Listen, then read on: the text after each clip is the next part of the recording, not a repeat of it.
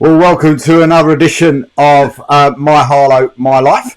And as you can see, for people that have been with Harlow for a few years, you can see who's my guest today.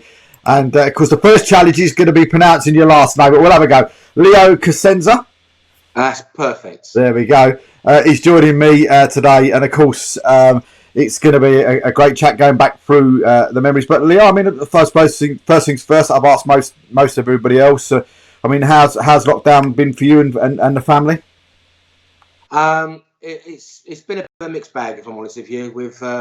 I do contract work, IT work, and I was actually off work from Christmas onwards through choice. Lockdown started, so I wanted to take a bit of time out. But during that time, unfortunately, we had a death in the family, which has put a difficult spin on the last few months with the funerals and the restrictions and what have you. But other than that, we've got through it. It's we're moving on, and I'm doing okay. We're doing good. Good. Well, I spoke to the font of all knowledge, Mr. Phil Tewson, Phil, and of course he said to me, and Phil was the man who said, "Look, Dave," he said, "you've got to get Leo on." He said, "I want to listen to Leo." So I said, "Okay, Phil, no probs." So this is what he's given me. So this is Mr. Stats man.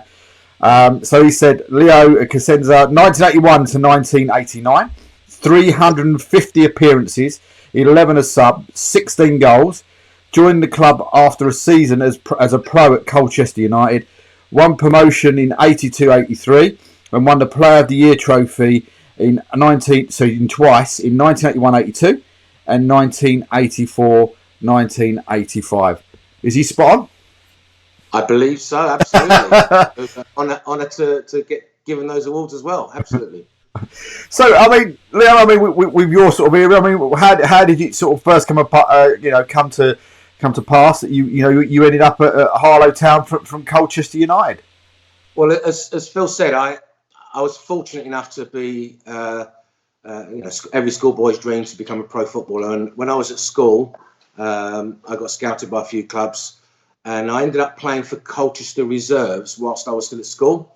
And so I stayed on an extra year at school in the 79-80 season and played for the reserves. And then because of I don't know what happened, but they couldn't offer me an apprenticeship, so they signed me pro for a year. 1 year with a 1 year extension. And I signed as a pro. I was absolutely over the moon. And I was a decent player, but I was one of these players that worked hard at my game, gave everything. The season that I was pro, I only made about 5 first team appearances. And that season, Colchester got relegated. So they released me, and I had an opportunity to go and play in Hong Kong. There was none of these things about agents and stuff those days. I don't know where it came from, but I turned that down. And I got involved with Harlow basically through my best mate.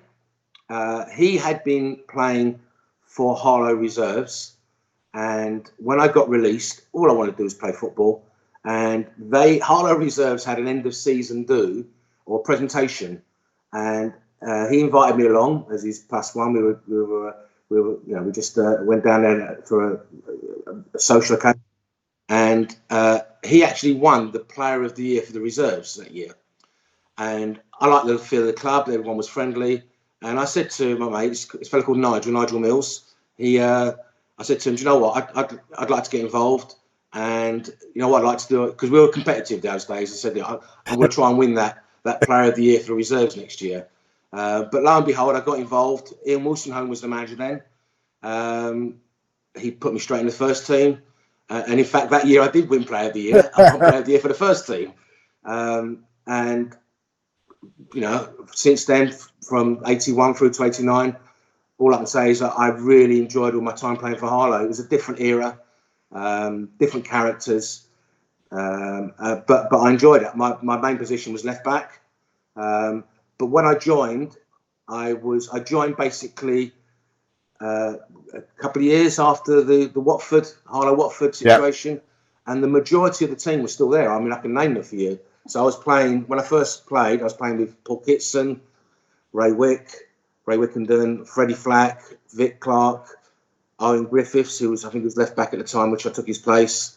Then in the midfield was Tony Goff, Nicky Mann, and up front was John McKenzie and Graham Parker. So those are the players that were of that Watford era. But it was a team in transition. Clearly, I think 2 years later, I think there's only 2 or 3 of those players left playing. So, so 81 was my season. Ironically, I actually played against Harlow about 6 months earlier for Colchester. Oh, okay. I think Harlow played Colchester in a Essex Senior Cup game. Yep. And I played in that game along with a few other Colchester players that went on to become quite well known. A fellow called Ray Hartford. Have you heard of Ray Hartford? Yep. He used to be the manager. Well, I used to live with Ray Hartford at Colchester. Oh, okay. He played, and a few other players that went on to non-league, football league stuff. And Harlow beat Colchester 2-1.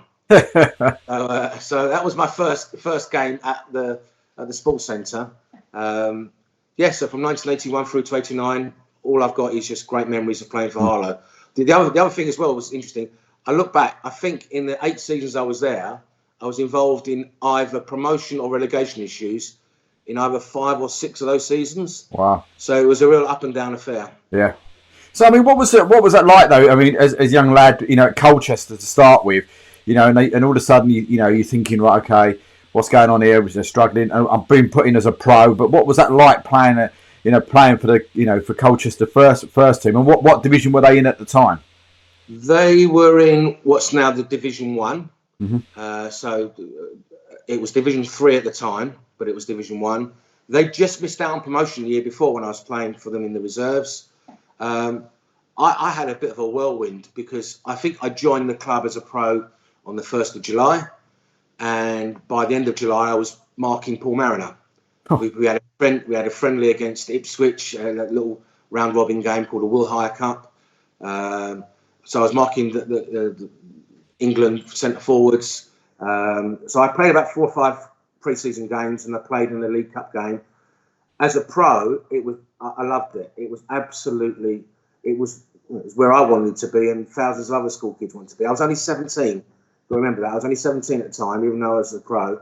And like I said to you, I lived with a fellow called Ray Hartford, who went on to do bigger and better things with Blackburn and other teams, and he was my mentor there. He took me in, him and his family, and it was. I played most of my games in the reserves, and I had a good relationship with them. But it was a good learning curve. Although when I look back on it now, because subsequently I've done a lot of my coaching badges, it was still very much command style coaching. Not what I've been taught to do now with the youth and the kids and what have you. But no, I loved it. I was living the dream. I was a pro footballer and getting paid. I wasn't getting paid a huge amount of money. I mean, I think at the time, I was getting paid something like £55 a week, but I didn't care. I was living my dream, and most other schoolboys' dreams as well. Mm. So that sort of comes to an end. I mean, what was that like being told that they're not keeping you on though, as a young lad as well? Yeah, I mean that was hard because Colchester signed 3 new players that year, and in the time I was there, they signed about another 5. Trying to keep promotion up, trying to stay out, not get relegated. Sorry, and it was talked to me as if that they. I mean, I played fullback, left back or right back. Even though I was right-footed, I played fullback. In the reserves, I played in midfield, and they just had enough cover for those positions, and I didn't break into the first team. I probably suffered from the old cliche of a bit too much, too young. Mm. I was left to fend for myself. There was no agents helping you out. There was no pathway. I was a good player. I worked hard. My best mate there was a fellow called Tony Adcock, who couldn't break into the first team, but subsequently went on to have a significant professional career. And it was one of those things. I just got released, and then I just wanted to play football, and Harlow was a natural choice. I lived in Enfield at the time, and it was closer, and I had some friends there, and that's where I went to. Mm. So why? So you leave there and you go to as you said, you went to that reserve presentation. But why? What was the thought process then from yourself to drop down quite a considerable way down the football ladder. Well, if I'm honest with you, like I said, there was no one working for me or trying to find me clubs. I just wanted to play football, and it comes back to the old adage. I had a mate playing a team, and I thought, well, I'd go and join them and just see how it works. Maybe I underestimated my ability because I was a decent player, but I just wanted to play football, and the opportunity rose. And then when Ian Wilsonholme, who was the manager there, basically said to me after a couple of weeks training, "No, you're going to play. I'm going to pay you this amount of money each week." I thought, "Blimey, I'll have some of that." That was quite nice, and it was a nice compliment. So there was I had no other thoughts of there was no other clubs involved. I did it off my own back, and I don't regret it at all. It was lovely. So I mean, you look at that and you saying you were earning like £55 a month and stuff like that, from Colchester. Yeah. And you look at now non-league players, in the modern day, are getting £100, maybe £200 a game. I mean, it's just a different world altogether now, isn't it? I know. When I look back, if you think about it, I was on £2,500 a year playing as a pro. But again, it didn't matter to me. I can remember clearly as a pro, I used to get paid every 2 weeks, and I used to get £77 every 2 weeks clear after tax. And I had to give Ray Harf and his family £40 over that 2 week period, £20 a week. So I was left with £37 clear to spend on my own for the 2 week period. But I didn't care. I made it happen. It worked for me. I used to travel up by train on a Monday morning, and I used to play the game, stay with them all the way through, and then play the game on a Saturday, and then Saturday afternoon I'd travel back by train again, back to Liverpool Street, back to Enfield, and have the weekend at home. So for me, money wasn't never a consideration. It was just I was playing, and I met some interesting characters, being pro as well. So ironically, I was playing with a gentleman called Ian Allington, who I understand became manager of you guys maybe a couple of times. Yeah. So I remember Ian. He was a regular first teamer at the time.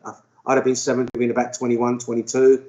Again, he went on to better things with Arsenal. I can't just reiterate. I just love my time as a pro, and coming to play football was all I wanted to do. And Harlow was on my doorstep effectively. So that's how I came to be there. So what was was it a bit of an eye opener coming from Colchester if you then into Harlow? Because I'm assuming you was probably training every day at Colchester and then down to maybe once, twice a week at. Yeah. Well, the biggest thing, and I think a lot of pros that were pro that end up playing non-league, I think they can find it quite difficult transition. I didn't. The reason I didn't was that my work ethic was always high. So one of the things that I felt I always had was I worked hard, I trained hard, I played hard, and when you get down to the lower leagues or the lower leagues other than pro, you get less time, and it's a bit more of a hustle. And I always had that in me. So to me, I just played. I played left back for the majority of the time for Harlow, and not many players got past me. I did well at left back, and I just thought that I played well. I played well on many games. I enjoyed my time there. I was at the time they didn't have these wing backs as they called them, but I was they called it an overlapping fullback. So we're talking about the early 80s, and I used to get up and down. I was very fit. I was almost. People compare me to someone Kenny Sampson. Do you remember Kenny Sampson? Yeah. So yeah. I wasn't too tall. I was 5'8", but I was fit, and the transition for a lot of pros. I remember we had a couple of pros that came down. A fellow called Paul Grayling. He was at Spurs. He came down to us in the early 80s and just couldn't adapt. And it is different. You do get more time the higher level you go, but it becomes a lot more technical as well. But for me, I settled into Harlow really, really well, and I had no issues with that at all. So can you remember your first game for him? Absolutely. My first game was a home game against Croydon in what was then the Berger Isthmian League, and we lost 4-1. And I played really well. I think I think it would have been a high score. But I did play really well. I don't know what happened with the team. I think we did. I think we just didn't perform. Or I think they just scored some quite spectacular goals. But yeah, and even though we lost 4-1, I actually enjoyed the game, and I remember it clearly. Everyone was deflated, but that was obviously the start of a very hard season because with Ian Wilson as manager, we at the end of it, or in that season, I think we just got relegated by a point or two. So it was a tough season, but I did enjoy it. That was my debut. I remember that. Yeah. I mean, was that a bit of an eye opener as well for you, going into a season like that, going into sort of that level of football, and then having a real sort of first season up, sort of a bit of a struggle season? Yeah, it was. It was tough, but I was up for it. But I enjoyed it. Back to what I've said before. I've always enjoyed my football, and I've wanted to play at whatever level I can. And it was eye opener. But like I said, because I had it was instilled in me, work ethic anyway. I wasn't, for want of a better word, prancing around and having a bit of skill. I got stuck in, and I think people remember me for somebody that played hard. I mean, one of the things that I, as a fullback, and as I played all those games for Harlow, I think I only ever got booked once.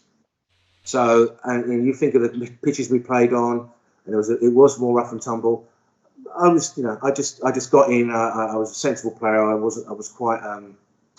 I didn't overreact to things, and I just enjoyed the thing that I now miss. It's been a long time now, but is all the camaraderie as well. And although I had that when I was playing for Colchester, I was a fringe player with the first team. But with the Harlow, I was one of the main players there, and that helped as well.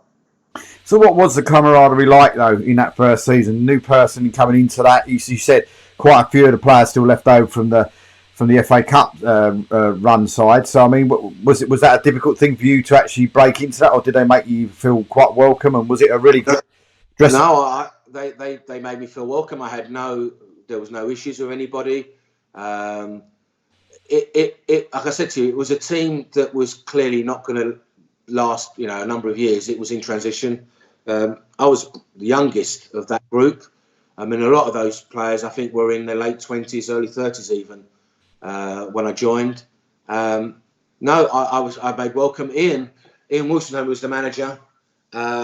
He was one of these managers that I never really connected with in terms of personally. Don't get me wrong, he was a good guy, nice guy. But he was I think he was a school teacher actually. But I felt like one of these that you don't talk to him unless he talks to you kind of scenario. Yeah. But he was a nice guy. I can remember many a time we used to get a bit of a racking at half time, quite deservedly so for some games. But he'd always be looking at me, and I'll be going. I'll get a bit worried about this. Not rucking me, but when he's rucking the team, looking at me. And we had a player called Alan Carrington. He was sort of one of my mentors there. He was a guy in his late 20s, early 30s that joined. And I said to Alan, what's going on here? He's like, I feel like he's having a go. He said, no. He's looking at you because he knows that you can take it, but he's giving it to the whole team. But he needs to focus somewhere. And early on, I learned a few managerial skills about what people do and how they do it. And Ian was a good manager, but I don't have any big recollections about him doing anything great. We had some stupid or some really strange training techniques with Ian. I can remember the ski slope, the dreaded ski slope. Yeah. Pre-season training, yes, up and down or halfway up and down that ski slope for pre-season. And I think it was maybe with Ian, but maybe with Gwyn Waters. Gwyn followed Ian after that. We used to do some training. We used to train on I think they call it the mud bank. Yeah. Yeah, and we used to train up there, and there was a patch of land behind the centre line, only maybe about 20 yards wide, and we used to train up there, and that was a mud bath. And we used to have some real crazy training sessions there. Crazy in terms of unorthodox. I can remember one time, I'm sure this was with Gwyn, it was snowing and we were training on the pitch. So the pitch was covered with snow. And one of the training techniques that we had was that we were two people were carrying the crossbar of the goal around the pitch, and around it was a five-a-side game. So the two people carrying the crossbar were having like a real physical session, and every 3 or 4 minutes those people will change, but there'll be like a game of Wembley going on around it. So the people playing 4 or 5-a-side had to try and play while we were moving the goal around. It was bizarre but enjoyable.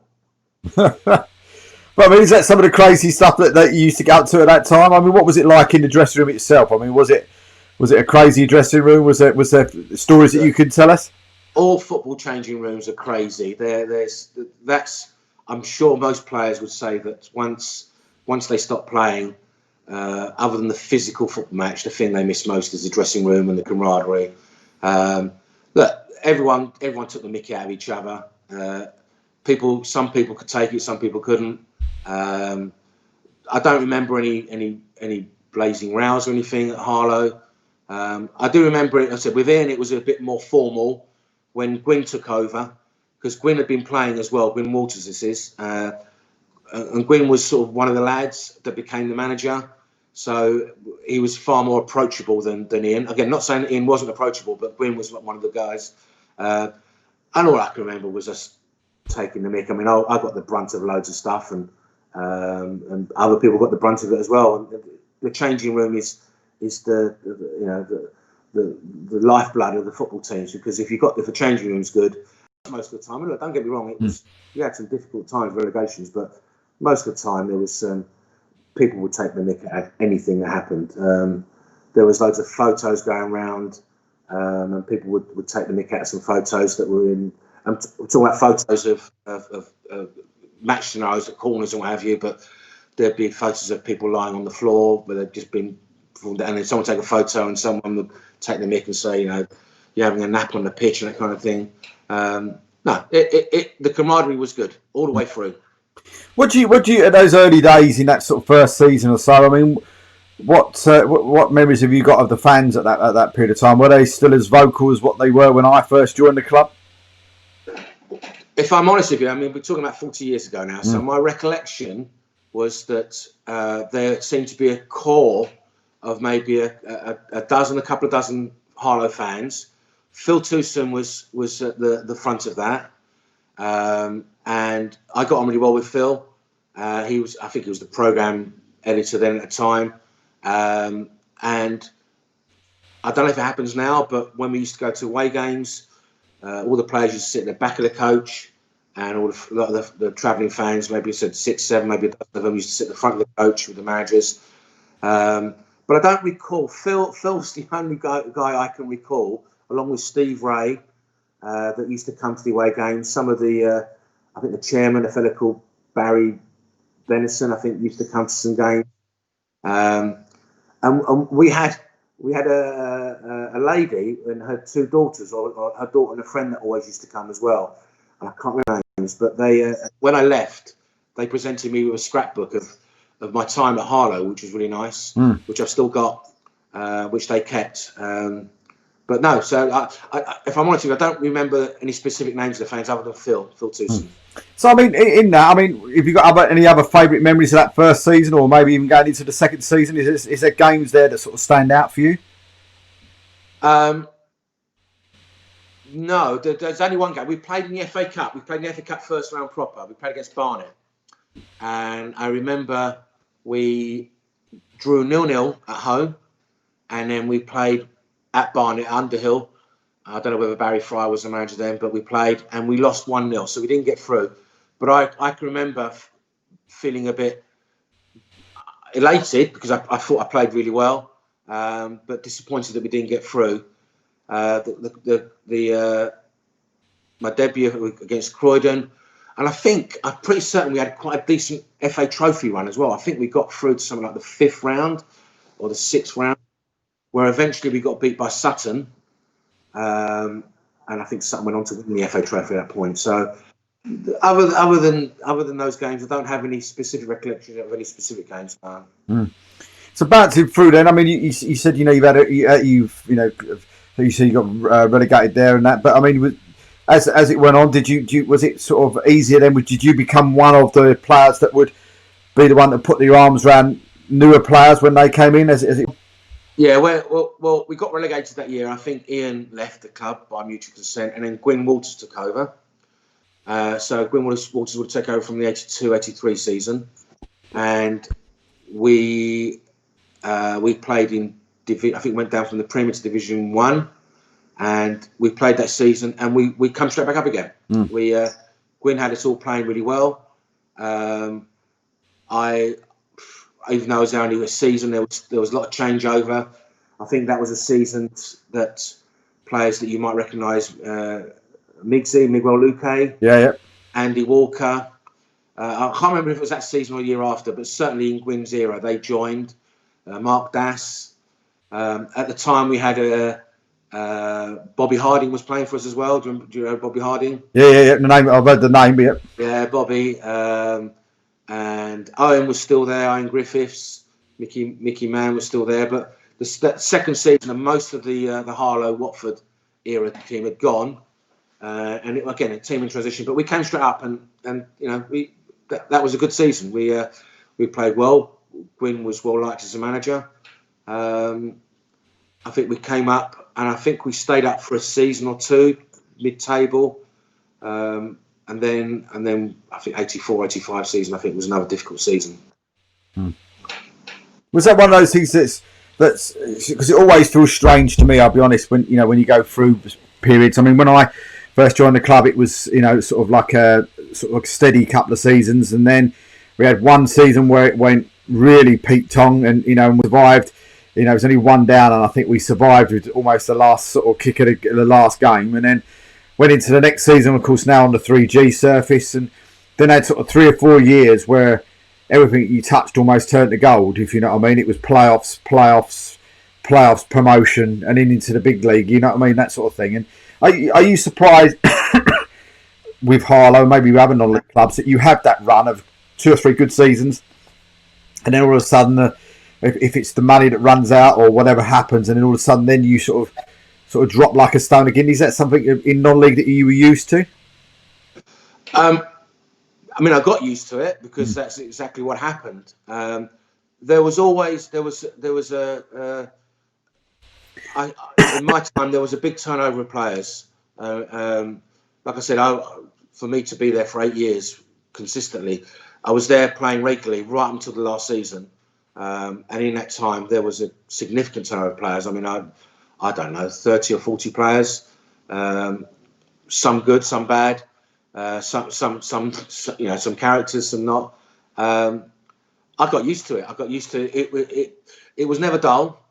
There was tense moments about relations. There was exciting moments about possible promotions and actually getting promotions. But it's just part and parcel of playing in non-league. It's just I just found it to be the norm. There was always. I never got involved in the politics there. I didn't want to get involved. Didn't need to get involved. But there was always an air of financial issues with the club. I think after the cup run, there was talk of there was some money in the club, but it sort of not disappeared. It was waiting for a new stadium. There's always talk of a new stadium. The training facilities weren't great. We just, we were almost at the sports centre. There used to be like a cricket pitch at the front of it, but we were never allowed to train on it. It was elderly imperfect until later on in maybe 85-86 season when Dave Edwards came over. But there was always talk of a new stadium, and there was always talk of financial difficulties, and that was sort of an underlying thing with the club. But I'd never got involved in it. Phil probably knows a lot more about it than I do. But to me, promotion, relegation, then promotion, and then mid-season, mid-table, and then relegation was just a part of a normal thing for me playing at Harlow. That was just one of the things. It was never a steady ship. It was always a bit rocky. Have you been over to the new stadium? I have. I recently, when I left Harlow, I played some local football, but I got back involved in football about 12 or 13 years ago. When my son was born, I got involved with my local club called Cuffley. Cut long story short, I eventually started taking the team, so I did my badges, and I took them right through to under 16s, under 17s. So I took my son's team, I managed the son's team for about 11 years, and we had an opportunity to play at Harlow a couple of times. I went down there, and I was pleasantly surprised when I went the first time about 4 or 5 years ago. There were some pictures in the clubhouse at the bottom, and I was in a couple of them, which was quite nice. I think Phil said recently they've been taken away or replaced with some newer ones, but it was nice. Yeah, it was nice. And I also went to the club. I went to Dave Edwards' funeral in 2015, I think it was. So I've been there, and I've been there a couple of times since. I've not actually been to see Leo play since I've left, so that was over 30 odd years ago now. Something that I hopefully I'll rectify in the coming season. But yeah, so it looks like they've got a good setup now with the 3G and the youth team set up there. I saw you interviewing one of the guys last week. Was it the young guy with the youth? Yeah. Youth development. Yeah, Alfie. Yeah. Yeah, and there seem to be some positive things going on there. So it looks as if it's a good setup. Absolutely. And if you live in Cuffley, of course, you need to pop in and see me because I'm in the co-op, so I'm the manager of the co-op. So come and pop and see me. What, in Cuffley? Yeah. I was only there yesterday. I'm on holiday. All right. Well, so you're at one at the bottom of Cuffley Hill? That's the one. Yeah, I'm in there. Yeah, I'm in there. But well, I live at the top of the hill. Oh, right, okay. Yeah, literally as you come down, the one on the corner. Yeah, that's where I am. Yeah, but I mean, with the club itself, I mean, any sort of funny stories travelling to any of these away grounds? One of the things that I wanted to get over was that in the non-league scene, there was some fantastic stadium, and I'm talking about stadiums that many, unless you've got some older supporters there. Stadiums like Walthamstow, Leytonstone, Ilford, Dulwich Hamlet, they were proper, like almost professional stadiums with big stands and terraces. And there was also smaller clubs. And I loved travelling and playing those stadiums. I enjoyed my time playing at Harlow, but the sports centre is huge. And playing a game there on a Saturday with 150 people watching, they just get lost, much better in a small stadium. But I used to love playing at Harlow under the floodlights. I mean, Harlow did have some big floodlights, and it was a real statement of the club. And I used to love playing there. And one of the stories that I wanted to say to you was that I suffer from being colourblind.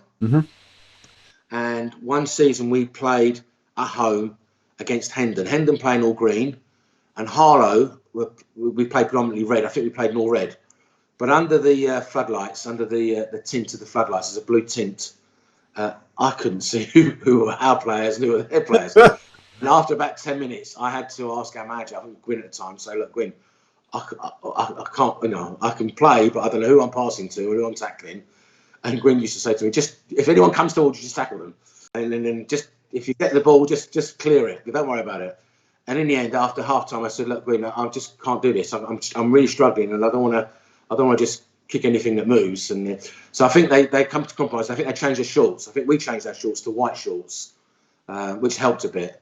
So that was a story that went round, and I got so much stick from the players. You can imagine what was going on. So we also, because of financial issues, we didn't always get a coach to away games. So sometimes if they were local, we'd just drive there. But sometimes when a coach was an issue, they'd try and see if players would drive their own cars, and they'd give them some petrol money, a tenner or something. But I had access to a minibus in the mid-'80s. So for about 5 or 6 games in the mid-'80s, I was the coach driver for the club. So I took about 7 or 8 players. I picked them up. I can't remember where I picked them up from. But we'd go down to South London or wherever it was, Dulwich Hamlet and that kind of games, and Farnborough. And I'd take them down in the coach and bring them back, and they'd give me 20 or 30 quid for petrol money. And I was happy to help out. But it come to an abrupt end when I think I nearly wiped out the whole of the Harlow team in the coach. It wasn't my fault, but there was a crossroads. It was on a North Circular near Wembley. And someone jumped the lights as I was going past, and I had to slam the brakes on, and everybody sort of ended up almost in the front passenger seat. I think, although it wasn't my fault, all the players vowed that they would never get in the coaching mirror again. So that happened a few times just to save the club some money, basically. Yeah. I tried to help out. Trying to think of any other little stories that we had. We played Watford. I don't know if you're aware of this. We played Watford in a sort of a friendly game. Right. Okay. Back in, I think, about 84, 85, and Watford brought their full first team. And I was, like I said, I thought I was a decent, steady player, and I was really pleased. John Barnes was on the other wing. I played left back. John Barnes was on the other side. They beat us 9-1. I think Phil remembers telling me they beat us 9-1. But I thought I'd have an easier time. But I was marking a gentleman called Nigel Callaghan, and it was the first and only time in my career that somebody literally rang rings around me. He was such a good player. I don't know how he didn't end up doing better things, but he every time I went to tackle him, he dummied me, and that didn't happen too often when I played. But I enjoyed that game. It was I think there was quite a few people. I remember one of your previous. I think you had a husband and wife team. Yeah. They said I think one of the first games they went to was the Watford game that I played in the mid '80s. So so that was a good memory. And I've also got a sort of a sad memory as well. It was my very last game for Harlow was for Harlow Reserves in '89, April '89, at Bishop Stortford, and I think we won. But that ended up being my last game, but it was the same day of the Hillsborough disaster. Okay, yeah. And I can remember coming back to the Bishop Stortford having a drink afterwards in the clubhouse and watching those terrible pictures. So it's a poignant moment for football, but that was also my last right time. So why was that your last game? Was that injury wise or just time catching up with you? No, I was 27, 28 right at that time, so I should have been in the prime. There was a combination of things. That was the season they got promoted, but I didn't feature regularly in the team. I had work commitments. So I worked in IT. I was actually working abroad and come back at weekends. So I was struggling for that. And Dave Edwards was the manager. I'd lost a bit of form as well. I got married, started a family, and everything just seemed to come to a bit of a head in that season. And I wasn't regular. Then I started getting a bit unfit, so I wasn't fit enough to play. And I just felt that it was time to move on. Dave Edwards was a great manager. I loved him to bits, but he had other ideas and he had other players that were better than me at the time, which I accepted. I just moved on. I was trying to stay in the game. I almost got involved with Bournemouth, but that never happened. And really, cutting long story short, when I ended up playing, I just sort of ended up playing local football with some mates. I played for Potter's Bar Crusaders for about a season. I suppose I didn't quite enjoy it so much, and I literally took about a 15-year break out of football. Absolutely. So I mean, if you got a call today, and you got a call from, and just say it's a hypothetical question because, of course, some of them are no longer with us. But if you had a phone call from your three managers you played under, but you could only go back and play for one, which one would be your choice that you'd go back and play for? I didn't know Ian that well, so it would have to be out of Gwyn and Dave.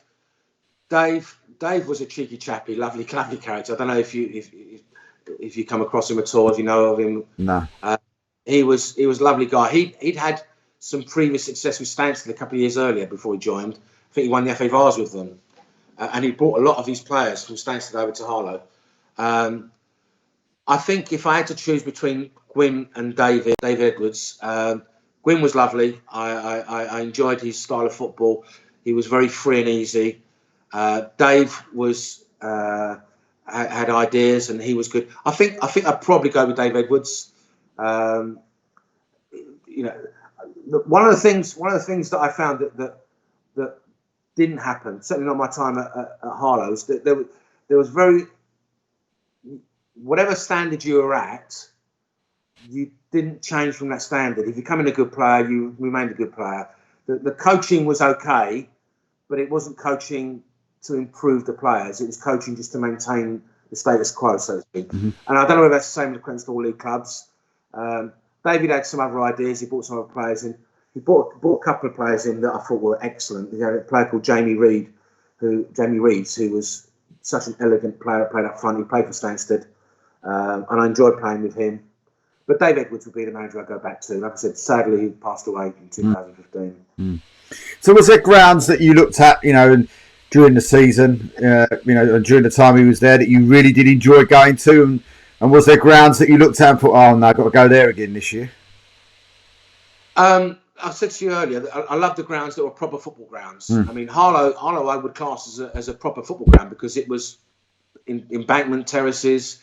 Like I said, your Walthamstows, your Leytonstones, your Dulwiches. There wasn't any that I used to think that I didn't want to go to. I was happy to play wherever. I think I like playing at Kingstonian. Kingstonian was a nice compact ground when we played there. I had a story. Somebody told me I used to work in London, and I worked with an elderly guy. I mean, I'd have been in my early 20s, and he'd have been in his 60s. And he used to come from Leytonstone or Leyton area, and he used to tell me that the non-league grounds, either just before the war or after the war, used to attract crowds of 20,000, 15,000 people for non-league games. It was like a real big, because I couldn't work out why these grounds were so big, when there'd only like 200 people watching. But apparently, post-war, there was some huge crowds. I used to love those grounds.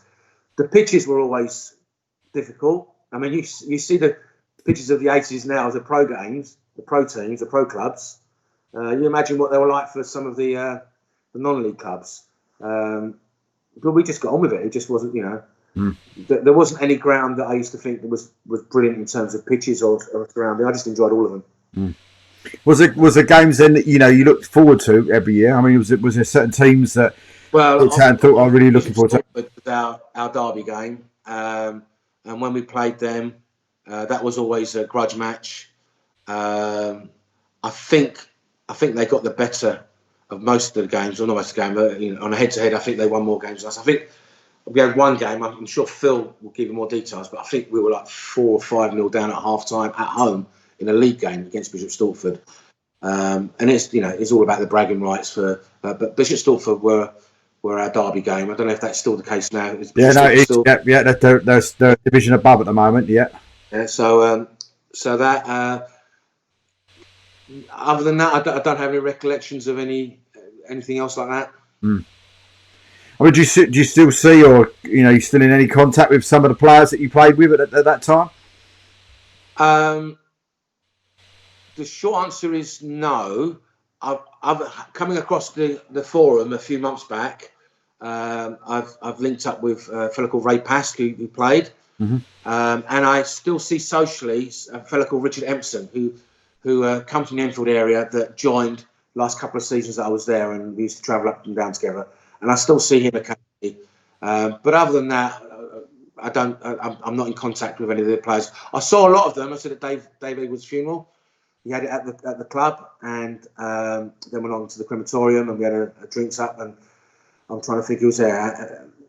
Andy Walker, Mark Dass was there. Liddle, I've forgotten his name. John Liddle, I think his name was, who played up front. Terry Burns. There was quite a few of the old ex-players that were there, but there were just so many players in my time that was there. Bearing in mind, I said I was there for 8 years. I said there was a big turnover of players. So there's a few that I remember, but I don't keep in contact with any of them. So for non-league, I mean, eight years at one club, in succession, he's probably a lifetime, for most players in non-league, especially in my time. So I mean, what kept you at Harlow? And I mean, did you get any offers to go anywhere else during your time while you were there? I did. I had 2 offers to leave. One was actually to go back into the pro game. I had an approach from Cambridge, an illegal approach from Cambridge United, and so at the time, I mean, I must have been about the 83-84 season, and basically they approached me and said they'd been watching me, and they wanted to know if to sign back with them. I say legal approach; it was just a conversation that was had, and they set down they asked me what I wanted financially, and I just said to them, I'm getting this at Harlow, and I'm getting this kind of wage where I'm working at the moment. So I said, for me to come out of that, you need to at least match that. And I think that was the end of the conversation. I don't know if they said, well, we're not even playing our first team players there. Yeah. And I said, okay, then I was more than happy to stay. I didn't, I sort of put that out there, thinking that they wouldn't do anything, and they didn't do anything. And then when I left, I had an opportunity to go and play with a fellow called Dermot Drummy, who was the Hendon manager at the time, who ended up being involved at Chelsea. But I'd left, but we couldn't agree terms. I can't remember what it was. He wanted me to join. He approached me, but I never went. And those were the two closest times that I came. But I never approached anyone else. People approached me, so I just listened to what they had to say. But I never at any time wanted to leave Harlow. I was happy there. I just love playing football, and I just wanted to play football, and Harlow gave me that opportunity. I mean, do you think, in the modern day era as well? I mean, how would you have coped playing non-league football on a 3G surface? I think I'd coped okay, actually. I hopefully I'd cope better because the pitches would be more standardised. I love 3G. I love when my youth team used to play on 3G. It was better when we tried to play some football. So yeah, I mean, I was always the guy that would always come off with skin burns on the inside thigh because I'd always be doing sliding tackles, and even though I didn't want to do that, pre-season when the pitches were hard and you get tackling on both sides of my thighs, I'd always have skin burns. I'd always have to sort them out, but because I just got stuck in basically. Yeah. So no, I think I cope all right with the 3G. I certainly would hope, would like to have played on 3G when I was younger, when I was in more of my prime. I mean, is there players that you've seen or maybe you heard of in since you left Harlow that you looked at and thought, God, I'd love to play with them? Well, there's players at Harlow that I did play with that I thought were really good, and one of the guys I just want to give a mention to, and I'm sure Phil will agree. We signed someone called Lawrence Holmes, and he was called Hubby Holmes, and he played up front, and he was excellent. And I always felt that he was a player that I think he came from Edgware or something, Edgware Town, and came and joined us, and he was a player that definitely could have, and maybe he did actually play at high level. Look, I still follow loads of Harlow. I still look at their results as well as Colchester. I'm a Spurs supporter now. I'm a Spurs season ticket holder as well, so I go down there. I can't recall anyone that I thought could play at high level. We had when Dave Edwards joined. His assistant manager was Dave Hoddle. Right. Yeah. Glenn Hoddle's uncle. And he brought down Carl Hoddle to play for us at Harlow, and he was a spitting image of Glenn, his brother, in terms of how elegant. He was quite tall, and he was again as skillful, but again, I don't think he could adapt to the non-league style of playing football. I mean, you need to have a little bit of grit about you to get on and play. And whilst he was an elegant player, players that are just skillful but haven't got the additional part of that. It might have changed now. I'm assuming, I'm hoping that the standard has improved significantly. Not that it was a bad level before, but it's a lot more technical now, and there's a lot more better coaching out there now from teams and what have you. So no. Are you surprised though, Leo, that ex-pros do struggle as much as they do when they drop down into this level? I mean, I know. In recent years, we've had Ibrahim Sonko playing at the club, who played in the Premier League, etc., for Stoke and others, and he's probably one of those ones that coped as if it was just another day. Do you know what I mean? He came in, he fitted it in as if it was like comfy shoes, and he just got on with it, and it wasn't a major issue. But you see other players that drop down and struggle massively. I mean, are you surprised by that? I'll be more surprised if a player that was in the pro era now, and even when I was playing, could comfortably get in. I think that's. I might be wrong, but I think that's the majority would struggle because I think there is a lot of everything gets done for you. Even when I was a pro, I wanted to do things. I stayed behind after training. I did stuff. I stayed with the apprentices. I I just wanted to play football, and that was my life. And I think some players maybe have had it a bit easy, and when they come down to a non-league level, especially if they've been at a high level, technically they may be very good, but you know, at that level, you need something more.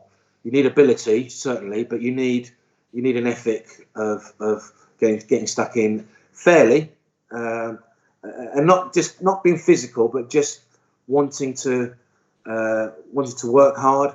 I mean, there's a saying, I can't remember how it goes, but it's like work hard and ability is what you need. If you just got ability, yeah, you might get somewhere. And I think the work hard ethic is predominant in non-league. If you've got that as well, ability, then I think your team can be successful, and you as an individual can be successful as well. Mm. There was someone else that joined us, I remember, from Spurs. I don't know if I mentioned it, but a fellow called Paul Grayling. Right, okay. Again, he came from Spurs as a pro, was with us for a number of months, but again, just couldn't settle. Had all the ability, was a decent player, was a pro at Spurs for a little while, but again, just didn't adapt, and that's what you need to do. You need to adapt to that level. It's just more of a rush game. If you've got technical ability and you can play at a high level, I think it becomes easier. You just got to make sure that you don't give away the ball and you're technically better. But the lower down you get, it does become a bit harder.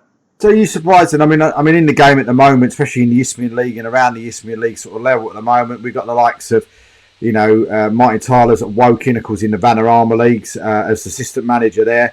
Matt Letizia was on the board at Guernsey. You've got Tony Gale, the ex-West Ham man. He's now chairman at Walton Casuals. So there's a lot of, non-league guys, so ex-professionals guys, that are in the game, very high thought of in the game as well, especially those three, that are putting stuff back into non-league. Do you think it's a case of you would expect more of those sort of players to put more back into the lower levels? Look, I think if it's in you, you'd want to do that. Absolutely. Like I said, I'm all for people putting stuff back into the game. Ex-pros getting involved at the lower levels. I did it a different way. I sort of came out of the game for 10 or 15 years, and then I reignited my passion when my son was born. Got involved at Cuffley Football Club and did all my badges, and I put something back into the game. We were running teams. I think we were running about 3 teams at my age group, at under 10s, 11s and 12s, about 40 kids or what have you. So anyone that puts anything back into the game absolutely needs to be applauded. Basically, most of them are volunteers. I assume the people you mentioned have got some financial input into that as well. But no, there's lots of players all out of the game and aren't retained, and they should be. But it has to come from those players if they want to get involved. I mean, I'd love to get more involved with Cuffley Football Club and try and I have been. I've been on a committee and what have you, trying to raise their profile, trying to improve standards and what have you. But that's just my little piece of getting involved. It's a very small village team, but as long as people are involved, then I think that's a good thing. Absolutely. Right, absolutely. Well, Leo, as I said, it's been a fantastic an hour or so talking to you, mate. I've really enjoyed it. Really enjoyed listening to some of the stuff from back when that I wasn't involved in non-league football as well. I really enjoyed that. It's good insight into what happened back in back then. But I really do appreciate you joining us today, and wish you, family, Cuffley Football Club, and everybody else all the very best for the future. Thank you. It's been a pleasure, and thank you for giving me the opportunity. Hopefully, I'll get down to see you at this shop at some point. Because you're literally half a mile away from where I am, and hopefully, I get to meet you at the Harlow Town. And keep up these little video things. They're very interesting. They're really good. Magic. Thanks, Leo. Appreciate it. Thank you, David. Thank you. Bye bye. Bye bye.